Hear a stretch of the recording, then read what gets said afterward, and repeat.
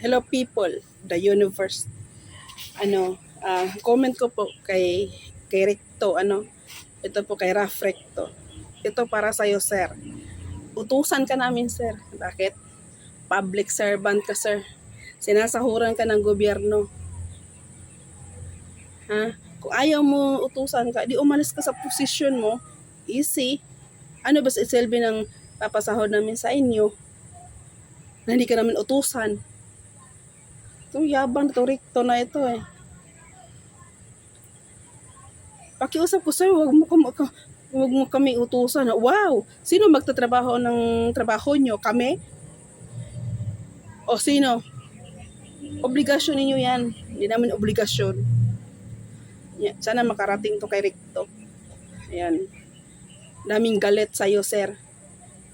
Kung hindi ka gusto utusan, di umalis ka sa posisyon mo. Umalis ka dyan. Yabang na itong taong to ah. Kaupo ka lang dyan. Kala mo kung sino ka. Nakiusap ko siya, huwag mo kong utusan. Utusan ka namin. Yabang.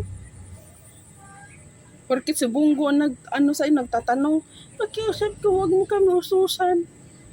Sino ba magtatrabaho? Kaya nga may budget kayo, di ba? Sayang lang yung budget. Ay, kurakutin lang pala ito. Isa dito kurakot si Kwan eh. Si Recto eh.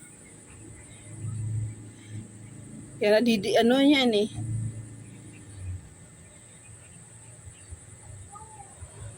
Dami oh. Gusto nyo? Yung taga-hospital, hindi kikilos? Siyempre, uutusan kayo. Trabaho ninyo yan. Ano ba gusto nyo? Nakaupo lang kayo dyan, disulduhan, pinapakain ng tao. Hindi ka kikilos, hindi ka trabaho. Sa murahin to sa Recto eh. Bagay, nung nasenador siya, wala mo siya nagawa eh. Pakitab lang to siya sa puan niya eh. Yabang tong na to. Recto na ito. Pagkisap ko siya, huwag niyo ko utusan. Diyos ko. Natakbo to senador. Never ako bubuto.